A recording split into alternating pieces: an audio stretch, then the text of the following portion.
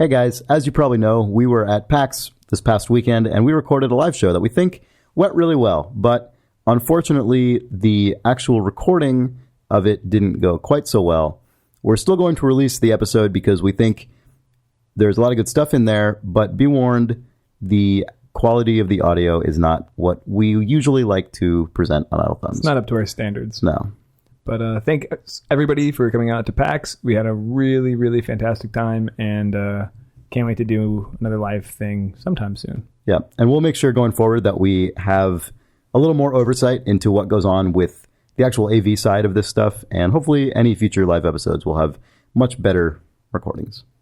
So now, for your approval, Idle Thumbs.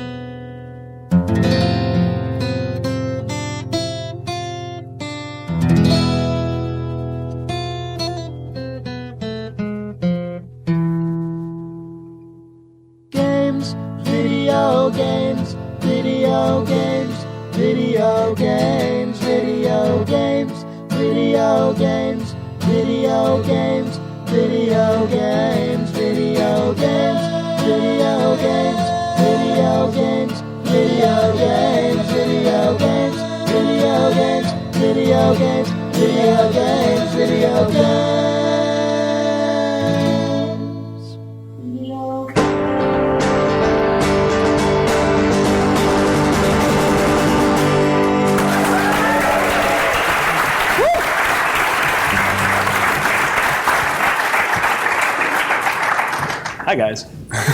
Oh, hey. Hello. Want to give us that sweet dateline? Yeah, it's August 31st, 2012, and we're in a big-ass room.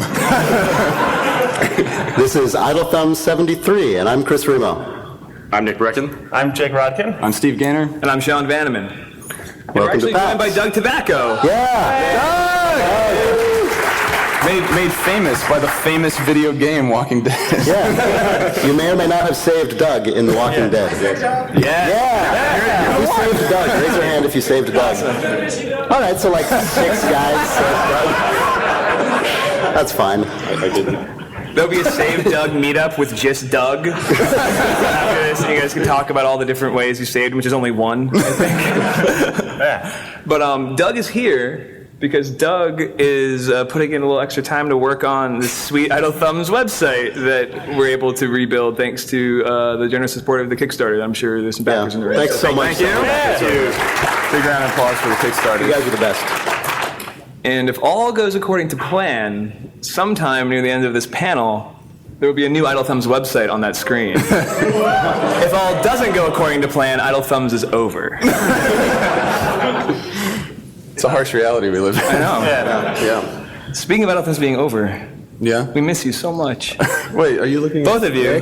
But we miss like you it. guys a lot. I feel like live panels are the times when we all get to hang out. Like that's Yeah, we that's don't really all see depressing. each other ever anymore. Like, I haven't seen you guys Not all 5 of us. since QuakeCon when we were sitting up here. Oh, yeah, but Sean wasn't here. No, I've only been on an Idle Thumbs with Nick Brecken and like other people in the room. Like, I've never actually just been in an Idle Thumbs in real. Oh no, we've been on Progress Cat or like a GDC stuff. What are we talking Remember in your hotel room, Nick? I do remember that. Yeah. Well, there were other people watching, but that's because thanks to the help of the Gun Run streaming from Twitch TV. What are you doing, Chris? Should that be angled towards you a bit more?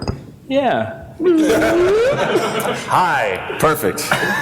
But you guys have been busy.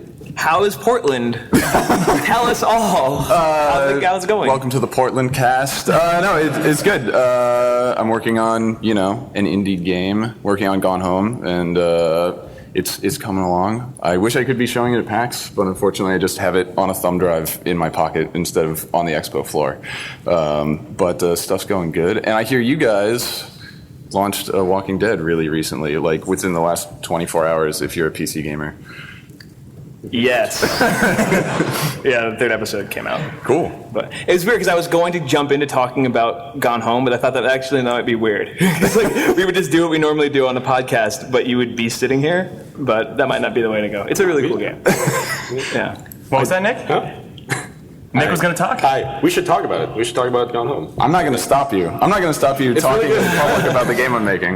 Go for it. Well, Chris is really, last week you said you were really excited about it. Yeah, it's really cool. I mean, it's nice to play it sounds stupid to say, but it's nice to play a game where you just are in a house and you're finding things and walking around and interacting with things. Like you're doing all the things that are, in most games, are the kind of goofy throwaway things. Like, oh yeah, we made it so you can open the drawer. But in this game, the whole thing is about really getting to know a single location really, really well. It's like that thing that I think we've talked about on the cast before about Jordan Mechner's Last Express. Yeah, this Last Express kind of thing about wanting to, instead of trying to simulate like a vast area to kind of a low degree of fidelity and depth, explore a very small area to a very, very high degree of depth. And it's something that's super uncommon in games and is really cool. It's really awesome playing Gone Home and feeling like it all matters. Everything's there because it matters, not just sort of because it's incidental. So, Steve, I like your game. Thanks. Yeah, it's something about games that always frustrates me is when they make like a really, like tons of games have really big, cool, interesting worlds that look really neat, and then you can't really hardly touch any of it. It's like, oh, that's behind glass, or like you can only run around and shoot things, so that stuff that looks kind of cool on the table, you just kind of have to stand back here and imagine that it's cool. And so, Gone Home is all about like you can actually touch everything and get close to everything and actually, like find meaning in stuff all over the world. So. Is the slogan for Gone Home "Touch Everything"? Is it whispered by a voice at the end of every Gone Home trailer? It's for the touch everything. I think wasn't that a Nintendo slogan at one point? I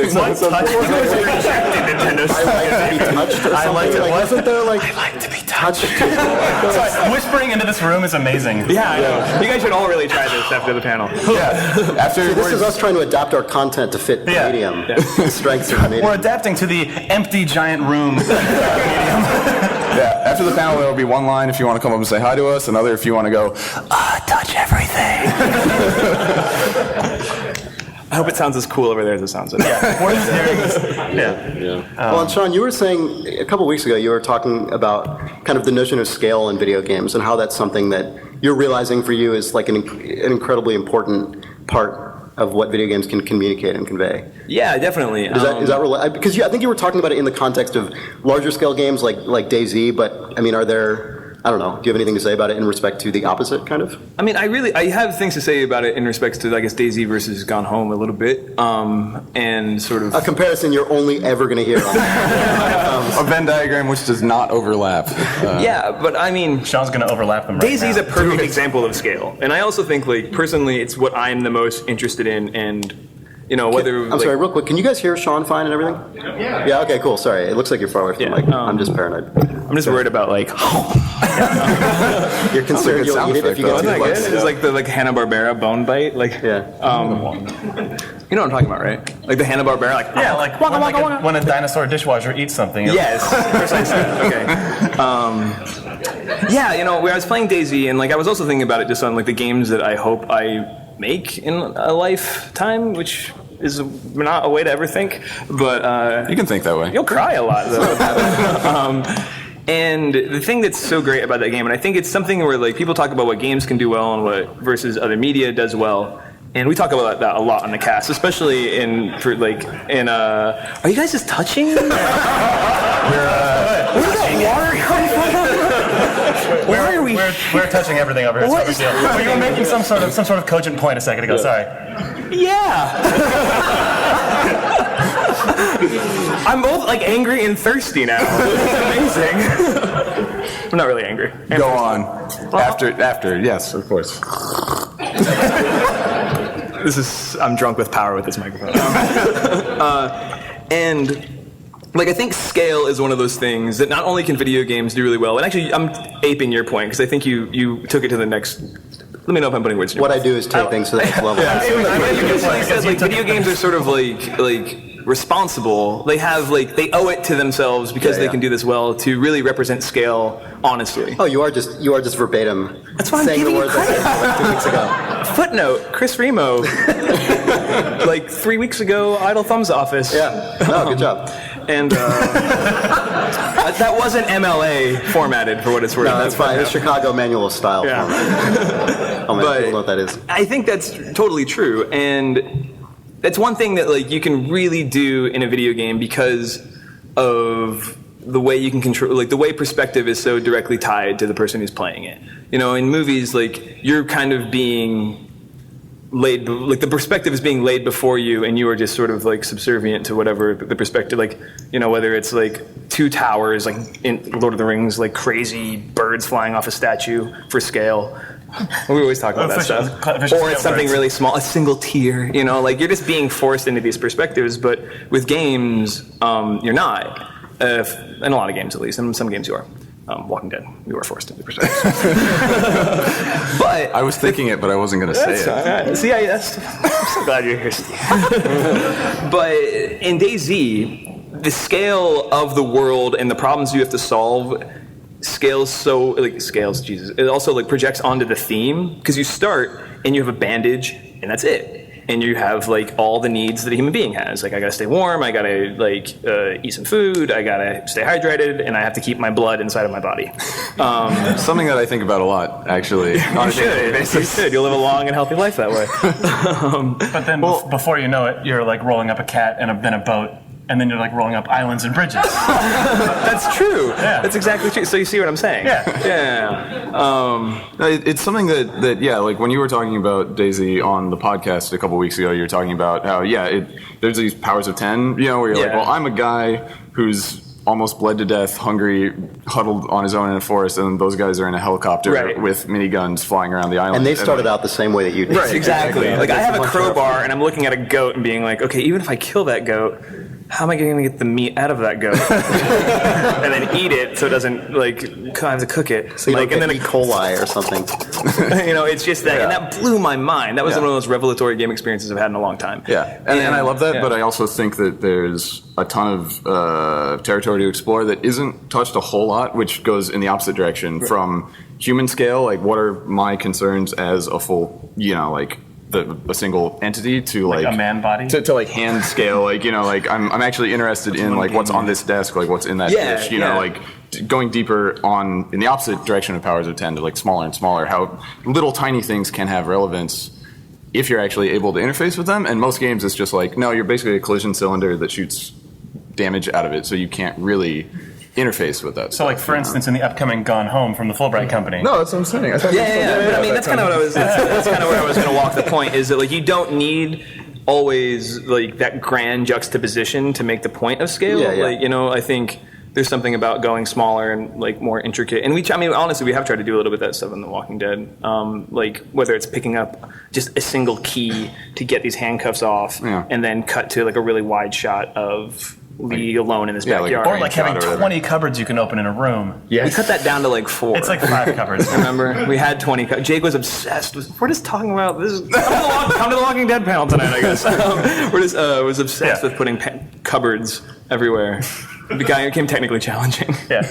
Should we talk about, like, since some of us have exhibitor badges, we were able to actually sneak into PAX a little early today, which was awesome. So we actually played some new video games. Well, we had a really fun game experience. Wait, what are we talking about instead? Am I jumping the line? No, it's about that. So we should definitely talk about the specific games we played, but also just in general. It was weird walking through. I've gone to a bunch of PAXs at this point. I think I've gone to probably most of the PAX Primes and a couple PAX Easts, and it's weird how much the show floor feels like E3. A video game industry trade event show floor at this point. Yeah, I don't know if I have any interesting observations about that, but it was surprising. The goal that I know that the Penny Arcade guys had when they started PAX was we went to E3 as press a couple times, and then we were sad that fans couldn't go to E3, so we wanted to make an E3 that fans can go to. Oh, then I guess they've achieved. Now they fully achieved that on the show floor. Congratulations. Kind of all encompassing that. Yeah. But there's awesome shit out there also. No, aside from the really fact that you also are just having your skull pressed in by bass and by sort of bored-sounding people in slightly too tight T-shirts telling you a program schedule. And maybe 6 different flavors of dubstep in your ears. Oh, Nick,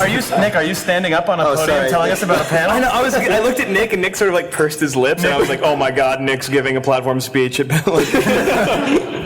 No. What? You're not just making you repeat your Hearthfire VO over and over and over again. Introducing like an automaton. No. Okay, that's too bad. Was anyone else disappointed that the Hearthfire preview video didn't start with "Hey guys, Nick Brecken here"? I know. We did a take.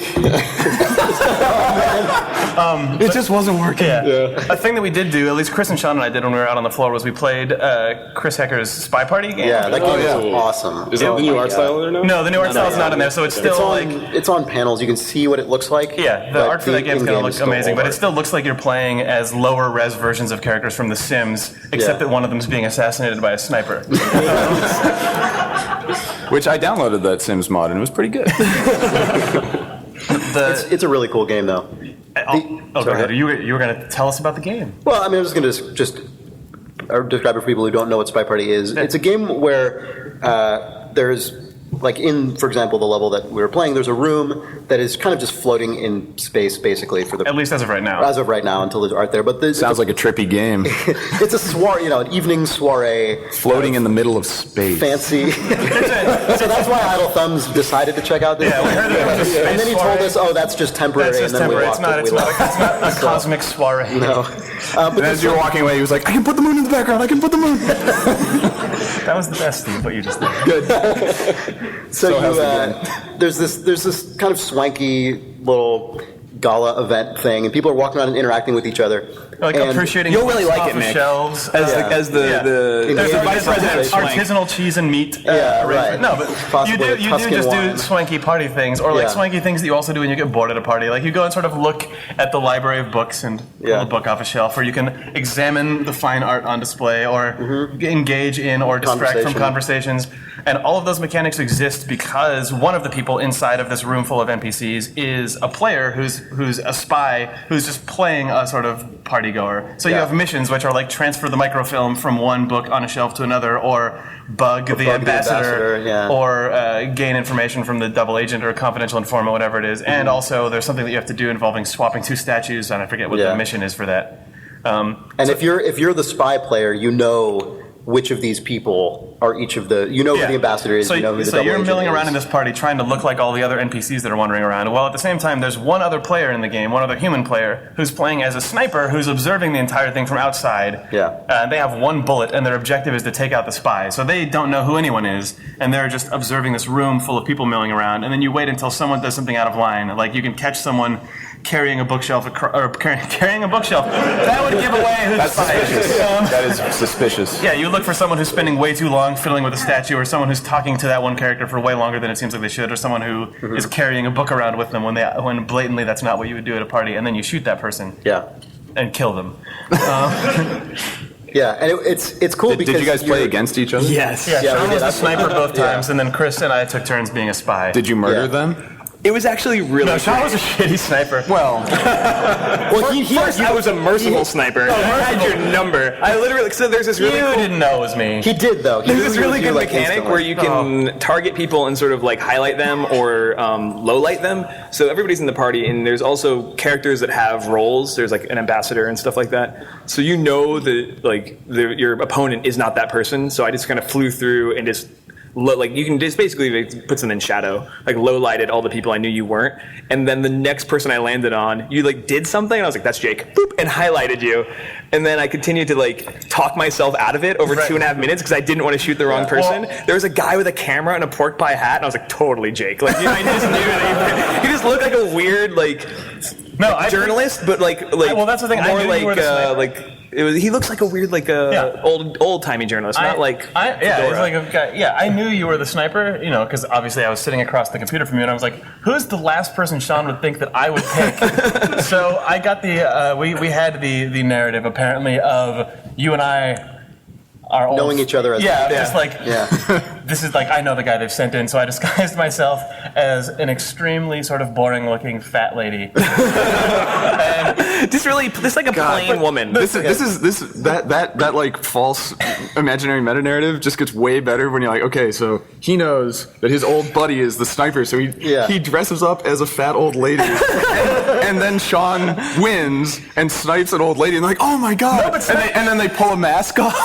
It was Jake. It's not even taking taking apart my rifle. Maybe I can intercut with that. What actually happened was, because as the spy, you can see the red laser of the scope at the party the entire time. So I did my very first task and saw it go whoop, and land on my head. I was like, I've been made. Oh shit. But then I was like, how can I, as nonchalantly as possible, knock all of these out as quickly as I could? So I walked past the ambassador, like dropped the bug, like pulled the book out. Like there's a little sort of like Link's golf thing which is a weird mechanic to have in there, but how sort of cunning you can be at reading your book if it's timed. It's like an accuracy mechanic, yeah. Yeah. But then wait, accuracy at reading a book? No, you're swapping microfilm. I'm putting microfilm into a book, but so it's like an active reload thing. Like if you hit it, you're like. But otherwise you fumble it or something? Yeah, okay. if you're the best at swapping the statues, you can do it so cunningly that it appears to the sniper that someone else has done it. But basically the story that ended up happening is Sean thought he had me made, but what he didn't know is that I'd already accomplished all of my goals. Yeah. So he was watching through the scope as I walked out in slow motion and peeled off the mask. And then like 3 guys showed up behind me. Sounds like a cool game. And I was saying 2 weeks as my fat lady costume was coming off as well. Came off like this. Yeah. Yeah, exactly. It's so cool because I hadn't. The whole game is predicated around the notion, obviously, of your ability as the sniper to distinguish a real person from NPC behavior, which is already fascinating on its own because it means that the player who's the spy has to basically impersonate how an NPC works, which is it like. There's so many layers of what makes this interesting, and even to someone who's never played a video game before, I feel like that's a fairly interesting premise. But if you're someone who's played a lot of video games and you know, premise a dad would find interesting. Well, right, but you're like, oh, you have to impersonate the computer. Right. But on top of that, if you have played a lot of video games, we have like lifetimes of stupid brain information about how NPCs work in video games. Just things that we know that NPCs do that we don't identify as dumb or weird, even though they it's like, NPCs kind of turn suddenly, like, and it's weird. Yeah. So, that's got to be a real guy. Go for it. Oh, no. I will say it. I was really annoyed in this game when I first started playing it that I couldn't make my character face the direction that I wanted them to face. Like, I would try to walk into a conversation, and then they would sort of just go like this, and then like they'd turn 20 degrees, then I'd press the stick and they'd sort of just flip 180 degrees. Yeah. And so I would be in conversation with someone where I'd be standing like this, looking off, and my character would be articulating as if they're in a conversation. I was pissed at the fidelity of control. And then I looked around and everyone else was having conversations exactly like that. I felt okay about it. No, the first thing I did when I was playing against Sean was my guy's just standing there, and I was kind of nervous to even touch the controls because I just, wanted to make sure I knew what I was going to do. Your character's going to be like a jumping jack. Well, because there's a sniper out there. It's like, oh, God. So and then the first that, like, I push the stick and immediately my character goes into, like, there's very little animation blending, so just immediately you just go into walk speed, and I'm like, oh, well, that's it. It's over. It's done. Like, this is ridiculous. And my first thought is, I'm done. And then you see the scope kind of just scan over, and you're like, oh, my God. It's really cool how nervous it makes you.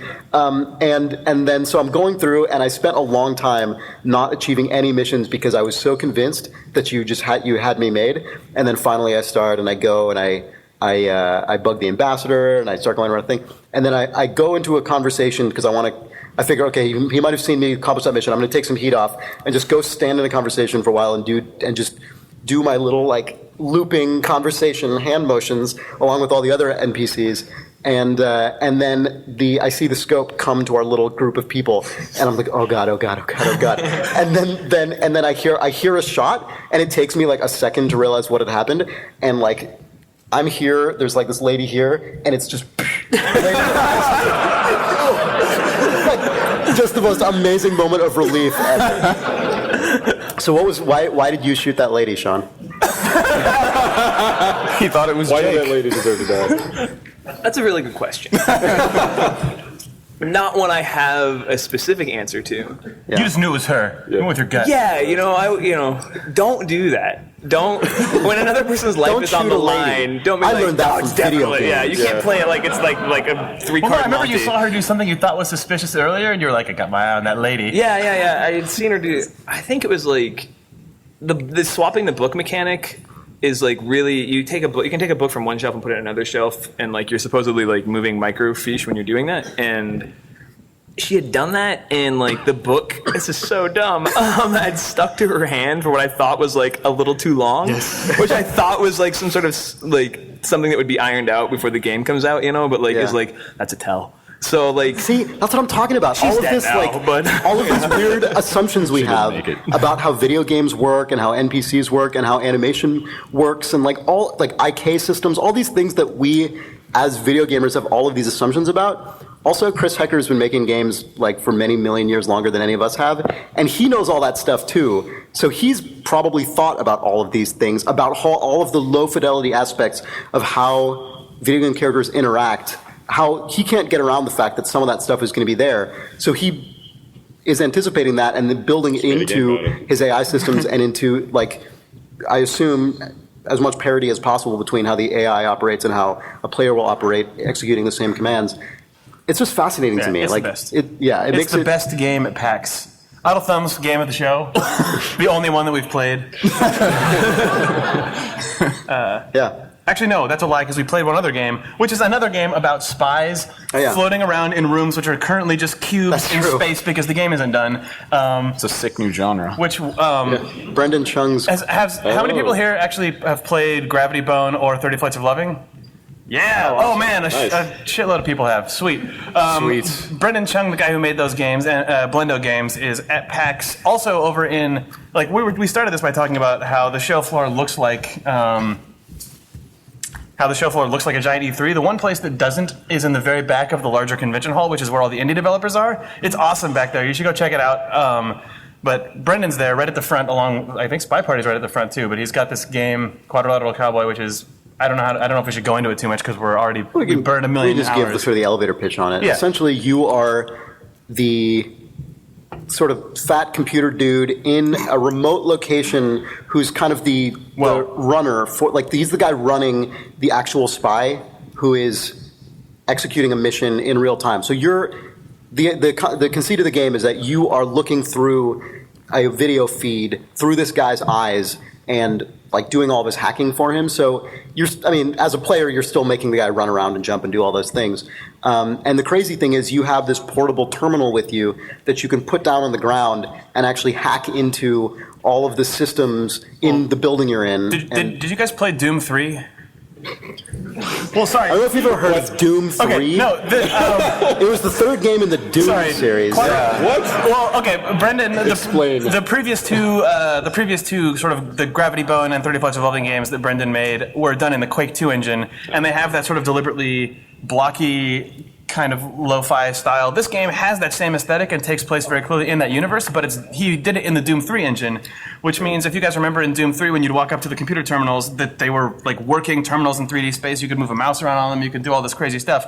He's using that tech to make all of this lo-fi spy equipment. So like you walk up and you throw out your old like 70s briefcase terminal, it goes and unfolds, and there's just a DOS prompt on there. You walk up to it and you can just start typing on your keyboard. So you log into camera systems and doors and stuff and run it all using this sort of internal simple programming language. You have to open amazing. a telnet terminal. Yeah, you telnet into Yeah. the camera systems and stuff. Like you get, you've got a little two old crappy little CRTs that look like they're from like a mobile TV studio rig or something that also then jacks into the computer, so you can hijack security cameras to watch them in real time on a camera that's just or on a TV screen that you just drop out of your inventory. It's that aspect of it is insane. Yeah. So like there's one of the missions in there. You have a little remote deployment device called the Weevil that's a little bug with springy legs that you drop, and then you telnet into the Weevil so that its eyes are displaying on a little miniature TV next to your terminal. That's actually in the game world. Yeah, so it's not on the UI. so you're sending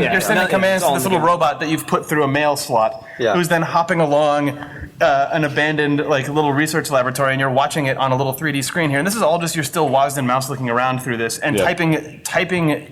Like little, like it's like you're programming a logo turtle. It's like if anyone's ever played, like if anyone's ever played Robo Rally, the board game, it's quite similar to that, where you've got your little robot and you're putting in commands, and then it executes them in order. And it's kind of also crazily obtuse to start when you start playing this game. If weird first person atmospheric stuff, climbing around, like clamoring and world traversal, and really OCD computer hacking mechanics appeal to you, you have to go check this game out. This might in fact be the only game ever made or will ever be made for that person. His favorite things so if you're that person in the audience, you are psyched right now. It's really cool though. So that's some stuff that we saw at PAX in like the 40 minutes that we had before PAX started, because we're the first panel of the show, except for the huge keynote that's going on somewhere else. Yeah. Thanks for coming to this instead of that crap. Yeah. You're our favorite people at PAX. By a considerable margin. You guys, we might do some live reader mail. Yeah, we're going to do like 15 minutes of live reader mail. So if you have questions, you want to ask us, anyone? Anything? We didn't warn people at the mic up front, or allowing this. That's a good question. I guess we have a microphone here. So this is gonna be funny. So you have to come up and stand here and face towards the audience and talk into that microphone here. Justify your question. It's like I think she's actually the podcasting version of Rock Band, basically. Oh, look. Okay, so. But this only works if someone actually asks a question. Yes, I got it. I love it. Leaving. I will, guys. You had gotten up and walked away. We did this. First of all, I want to say that I totally understood what Jake meant with that the thing blood. Yes. I totally got that. I didn't understand why you guys couldn't get this whole. We're long past. Okay, that's good. Thanks. It's all forgotten. I wanted to ask you broad question for all of you. You can turn the microphone around. It's fine. Yeah, this is terrible. It's just an awkward stance. Anyway. Thank you. You knew what was supposed to happen, and we told you not to do it. Turn the microphone around. We're sorry we've ruined the podcast. You can just bring it. You can just bring it out of the thing and just hold it. Is it wireless? Hand it to the next person. Okay. Yeah. So now you have to walk around like a. I got like Tony Robbins this shit. Yeah, exactly. Just broad question for everybody. What is your most memorable or most meaningful or whatever your favorite bug or like glitch that you've ever run into in a video game? Wow. That's a really good question. Can I ask you for some qualifications? Is this in a shipped game or a game we were working on? Ooh. Well, as working development, you probably come across like really interesting like development bugs. Right. I have a definite answer if it's a thing in development. Okay. Kill it. Okay, so Now I'm waiting for you to be like, so in Psychonauts 2. So I work at Double Fine, but before I worked at Double Fine, I worked at Irrational Games and with Steve, and we were making BioShock Infinite, which they're still making right now. And so in System Shock 3, in the demo. If you guys saw, I don't know how many people here saw the second E3 demo of BioShock Infinite, but it opened up with the two main characters, Liz and Booker, in a little curiosity shop, a little curio shop, and Liz finds, I'm sorry, her name's Elizabeth, I probably shouldn't say Liz. Elizabeth, Liz is the internal nickname for Elizabeth, the name. I call her Beth. So Elizabeth she finds this like Abraham Lincoln mask, and she kind of puts it on for a second, and kind of 7 years ago, and Booker just kind of goes, whatever. And so she goes, oh, and so she takes it off, and then the rest of the demo happens. But there was an amazing bug when we were getting ready to go to E3 in the weeks leading up to that demo, and she would put the mask on, and if you did certain things as Booker, like if you hit certain triggers and went in certain ways, she would never take the mask off. Because it's a video game, it didn't really look like a mask. It looked like just an Abraham Lincoln head that was on her. Like super deformed giant head Abe Lincoln. It just looked like giant head Abe Lincoln. Like big head mode Lincoln. Exactly, yeah. And so she would follow you around this entire level for like 20 minutes, just as like breasted Abraham Lincoln. And it was basically the best thing ever. We have an episode title. I really wish that would end up in the shipping game as an Easter egg, but it's clearly not going to. So at least you now know. I guess please don't sue me, Irrational. This isn't exactly a bug, but it's also a BioShock thing. It's a BioShock 2 thing. But when we were in dev early, JP LeBreton actually was messing with some stuff to see what we could do with like scaling characters. I forget why we were even doing this, but it was basically because you can in a video game engine. Because in a lot of games you couldn't, but in the BioShock 1 and 2 engine, you could just say, do draw scale 3 on this enemy or whatever. So first we made a very tiny Big Daddy who was like up to your shins, and he ran around and acted all scary and stuff, and he was like that big. The cutest guy. And that was fine. But then we were like, what if we just took one of the splicers and scaled them to 5.0. And so we scaled up Toasty, who's the guy with the big lip. That's the same guy. And we scaled him up like, that's hilarious. And then he saw us, and it doesn't scale up any of his attachments. So he was holding a lead pipe, but he was like this big. and he's a melee splicer, so he just starts running around like, I'm going to get you. Like above your head, swinging his tiny little pipe at you. And it was my favorite. Wait, so in Bioshock, do the attacks, is it actually like when the weapon collides with you? So It is, yeah. So he was just, like, he was basically gumming you. Yes. That's good. I'm glad that's the case. It was good. Yeah. No, those like you asked for everybody's. Those have to win. Those are good. Yeah. Thanks a lot, then. Thank you. Yeah, thanks for the question. Yeah. Oh, I had one that I enjoyed, but I won't talk about it. It's really good. You're the first person. You're the first person to answer. Really? No, it's not that good. It's fine. You weren't missing anything. Next question. Put it up on the blog. Hi, Thumbs. Hi. Hey. This is the first chance I've had to say this in person, so thank you for bringing back Idle Thumbs. Oh, thank you. Oh, yes. You're welcome. We're happy that worked. God, I thought that was going to be, this is the first I've had to say in person. Jake looks less like Big Bird than I was expecting. But thank you for making Idle Thumbs return. When you put up the video that said you were bringing back the show, I had some hopes that since you said you were going to expand into other areas, that there would be more community-focused events, and I thought that the Molly Jam was a pretty good step in that direction, and I'm wondering if you guys are planning to do anything more in that vein in the future.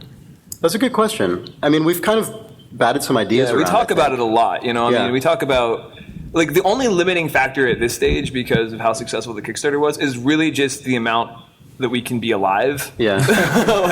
That's pretty much what it is. You know? Well, it's also keeping the blood from falling out of your body. Precisely.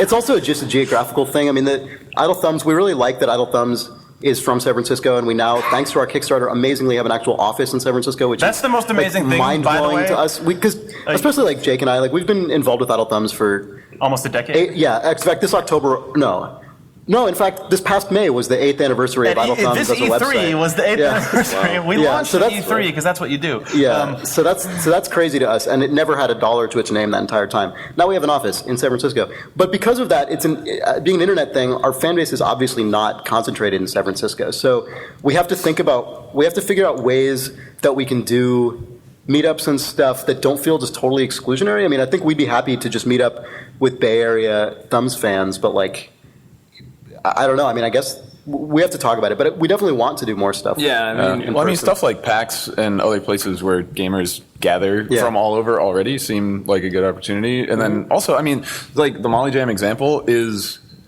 it seems like a really good thing because it wasn't all on you guys. Like it was a really big effort that a lot of people were involved with. Which but our names were Idle Thumbs was on the shirt. I know.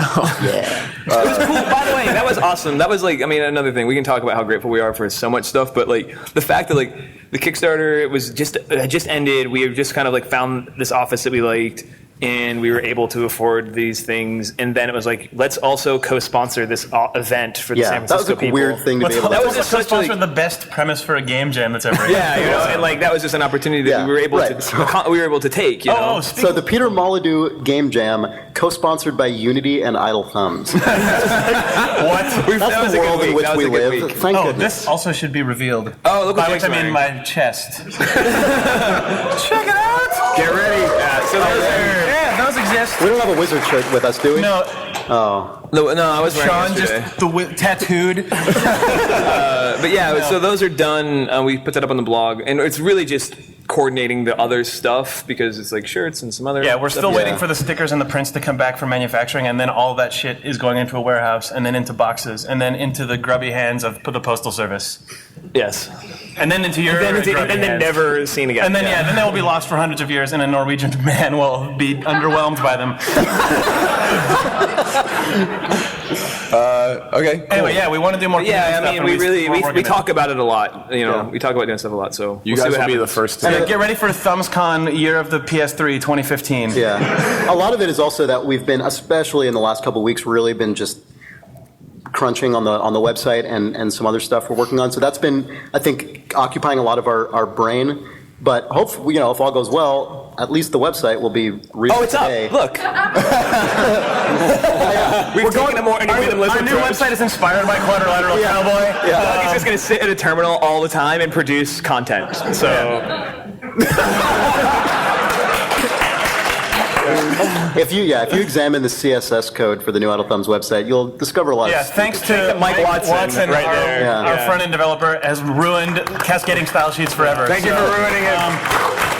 Anyway, enough applauding Mike. Next question? Yeah. Yes. Hello, Thumbs. Hello. Hi. Thank you for retreating slightly after taking the microphone. Should I approach? It's like, is the microphone's in the light, so you're just like creep into the light. So you guys talked about Spy Party a little bit, which got me thinking about Hidden in Plain Sight. Have you tried this? The Xbox Live indie game, which is kind of, sort of like Spy Party in its premise, but released. No, I haven't. I haven't heard about it. So tell us about it. So it's got about 4 or 5 different modes that are sort of the same. Impersonate an NPC, and then somebody else is trying to stop you or kill you. Okay. The most interesting mode is you've got a team of snipers who have spotlights and a team of assassins who are trying to shank everybody in a crowded room. And the people only die when the spotlight goes over them. So you can do clever things like trying to kill people only in the shadows and then walk in the opposite direction, and then you don't know who killed them. So and the other cool thing is it's 4 players. So you can have a team of 2 snipers and 2 assassins at the same time. And this is on It's on XBLIG. Is there a PC build? Because it's XNA. Do you know? Oh, on Xbox for Windows? I don't know about a PC version, but if you get 4 players in a room, it's super fun. That's awesome. Definitely check that out. Yeah, we'll definitely check that out. Thanks for the heads up. Thanks for the tip. Xbox for Windows not compatible with Xbox Do we want for to take Xbox. do we want to take a quick insert break in the middle of reader mail in case this doesn't work? Maybe we should deploy an internet page, and then we'll come back to a next question. You guys, whoever the next 2 guys in line, let's definitely grab you guys. Yeah. Just so we have enough time. Well, we have 15 minutes. We can is a launch type in going a to happen? website. Oh, we have 15 minutes. Is a launch going to happen? We can. What? Are we set for launch? I don't know. I'm asking. Okay, good. Doug has memorized all the codes and is ready to go. All right, let's launch our website then. This is going to be super thrilling. I just okay. I'm sure you guys probably know this, but just to clarify, this is 100% legit what we're doing right now. We are actually launching our website for real, live on the internet, and Except that it's not live on the internet because we're not streaming this. Yeah. We're the only people who can see these terminal commands. Yeah. But exclusives. Our old site is called idlethumbs.old, by the way, apparently. Just if you guys wanted to know. Is that going to work? This is real. This is okay. Do it. Somebody. Go. Oh, yeah. What does that mean? Is it? What is it? What?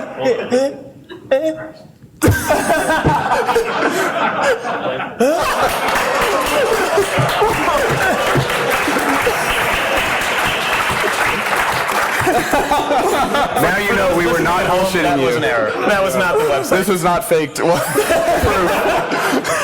Doug is beating himself up right now. He doesn't.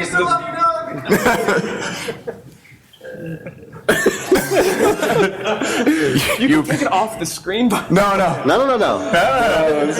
This is awesome looking. All right, we'll do another reader mail question. All right. Doug, you have one reader mail to solve this. And it seems like we're having some trouble with some launch, so we'll return now to reader mail. Make it a long one. Will there be any snacks or game demos? The last guy always used to bring snacks.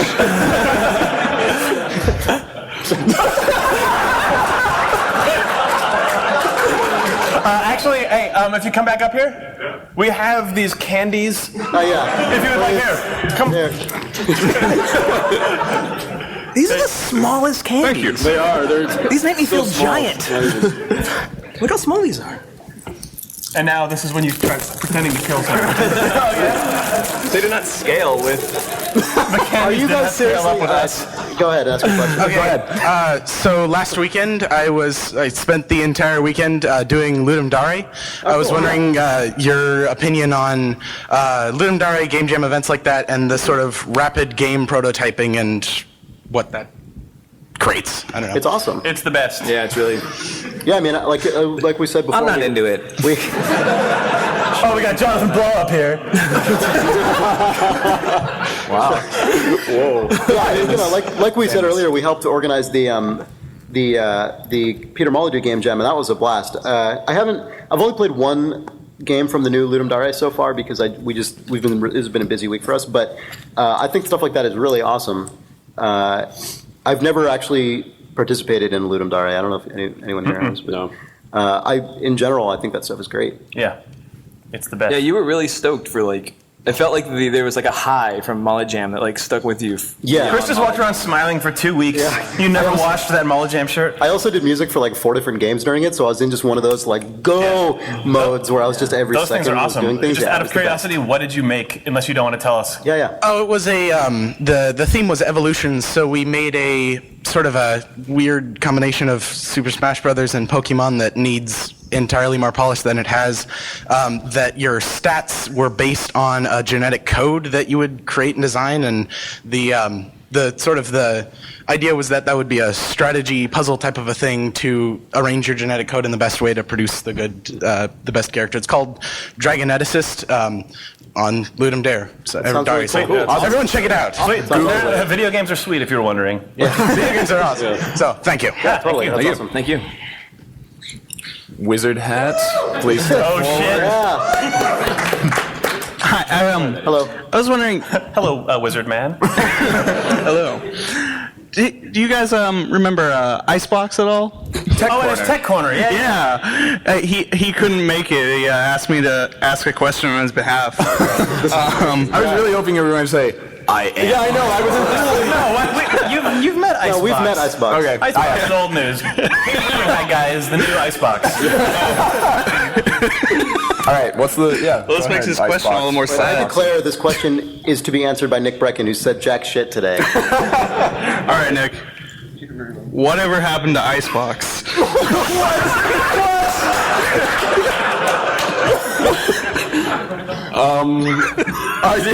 I don't know.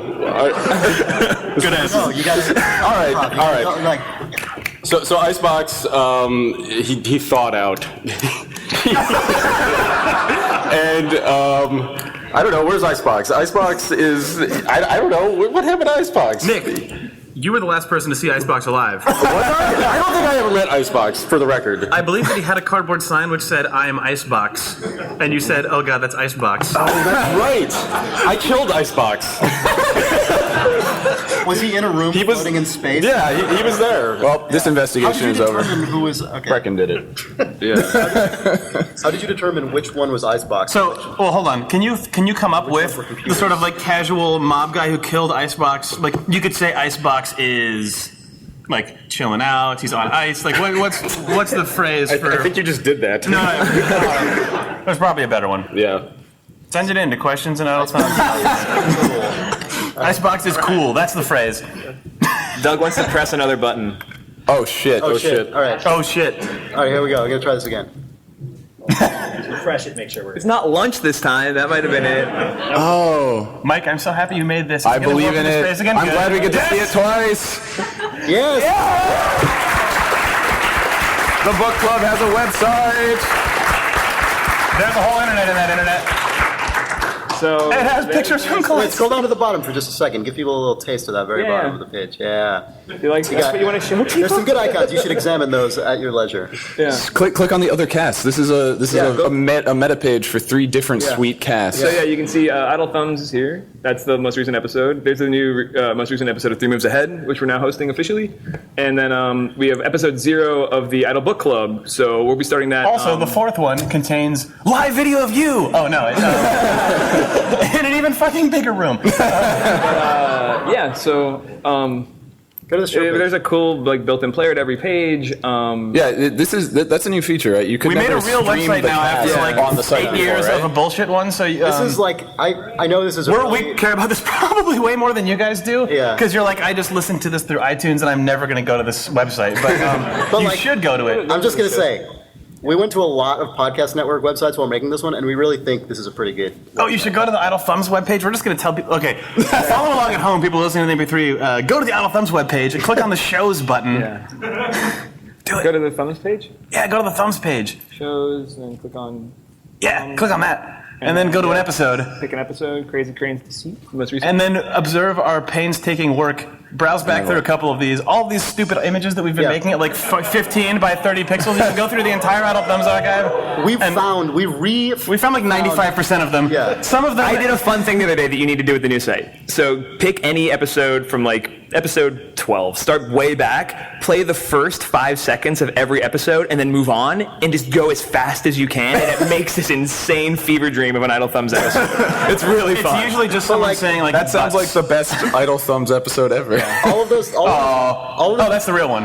Hey. And then, so this is something. So if you're a Kickstarter backer, this is going to be cool. We should show it because it's going to be on a big screen right now. Yeah. Click on that. So here is everybody who backed us. Stop here. We have to point out that someone paid us a shitload of money to list their name as F. Nick Brecken. But then also listed Nick Brecken. It's my favorite. That pleases me. And then The House of Lords. I'm sure there's a Steve Gaynor in here somewhere. There is. So this is a terrifying, amazing list also. And then also Friends of the Idle Thumbs Library, which is everyone else. And so when this got built, the magnitude... We started barfing. The magnitude of the past 6 months kind of made us weep a little bit. But this was an amazing thing. This is really like the coolest thing. So if you're in this room and you contribute to the Kickstarter, you are or have been looking at your name. Oh, we're getting to the bottom of this, which is the best. That guy's there for scale. I hadn't seen that guy before. Yeah, isn't that tremendous? So speaking of scale, we're just tying this back into Sean's discussion. Yeah, that's a full loop. Yeah. So we have like 5 minutes left or so? Well, my watch. We have 5 minutes. Yeah, 5. Okay. We can do. Oh, we got 2 guys left. We'll do your 2 questions. Thanks again to everybody who And then we'll was get on this wall. Yeah. And thanks to these guys who are going to ask us questions. Go ahead. Hey. When people attempt to identify video games as an art form, they often compare it to traditional ideas of narrative and theme. What do you think of the point of interaction as being an emerging form of artistic expression? Could you say the last sentence again? What do you think of the point of interaction, like how you control a game and how it's reflected on the screen as an emerging form of artistic expression? Like, how it's refining and evolving, and how it can elicit a greater level of empathy from players? I think it's. I'll have an extremely serious answer. Thank you for coming to this press conference. I think that it's like any new form of expression where relatively new, where it's just a different way of expressing ideas, and it means that you can express new ideas that you couldn't necessarily in a linear art form, but also you can express ideas that have been explored before in film or stage or books in different ways. I think probably the goal is to be able to reach a universal human experience using the tools that are only available to the medium, and we're still discovering how to do that. Thanks, Steve. I was like, no, that's pretty good.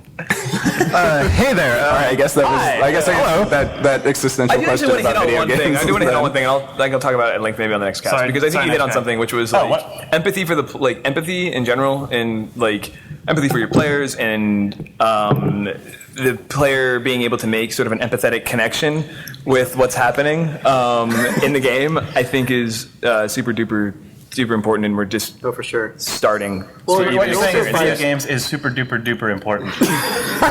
Look, well, and by extension, I mean it is definitely my belief that this doesn't necessarily. Obviously, no individual game or any individual creator. There's no goal that like everyone making a game needs to try to shoot for. There's no goal that any individual game needs to try to achieve, obviously. But I do think that broadly speaking, it is one of the most important responsibilities for any form of expression or art or creativity or whatever you want to call it, to not just foster empathy to its characters, which I think can definitely be a great goal. But more importantly, I think you should be left, hopefully, if you experience a great work, with some more measure of empathy for your actual fellow humans in the world. And I think that's something that people who make creative work have a responsibility at some level to try and achieve. And I think one of the reasons, this is going to be really just puffing up my buddies here, but like one of the reasons that's oh my goodness, episode title, replacement. That was amazing. That was like there's like one cupcake left in the kitchen. Everybody's just like clamoring over themselves to get it. That's what I felt like. You said that sentence, and I started falling over myself to make a statement. Puffing up your buddies. But he's actually saying this. When I play games like 30 Flights of Loving and The Walking Dead and Gone Home, I definitely feel like that's... And I guess Skyrim. But I definitely feel like... I'm sure you guys didn't... don't have that goal like consciously at the front of your brain, but it definitely feels like those games are the work of people who subconsciously or consciously have that goal in their mind somewhere, and I really appreciate that, and it makes me really proud to know you guys. So that's a really sappy thing to say, but it's really cool. I love you guys. Thank you, guys. So we have time for one more really quick one, and this will be amazing because we got through all the reader mail. We didn't have to turn people away. Shocking. Nick's finally free of all that remail clogging up the room. You get a chance to whisper something weird, so do it. Do it right now. I don't have anything weird to whisper. That's fine. Anyway, you were talking earlier about how you think that the sort of low fidelity interactions in Spy Party sort of add a meta gameplay for players who remember all of the games that were sort of earnestly like that back in the earlier days of gaming. Well, I think still now. Yeah, definitely. Sure. Do you think that sort of the new improved art style throws that into a kind of tension, and if so, do you think Chris Hecker intended that? No, Yeah, that's a good question. I definitely don't think it throws an intention, because I think when you look at still a lot of games now. That's a good question. No. Well, okay, this is like a one-sentence response, but like many games are released now where the pure visual fidelity, like in a screenshot, is still incredibly high, but then a lot of the animation blending and IK and stuff is still really janky. So no, I don't think there's any real. I think a lot of games are like that still. Yeah, I think that's kind of what I was getting at. It's sort of maybe a meta narrative on the current state of games. Yeah, I think he might also just want it to look really nice.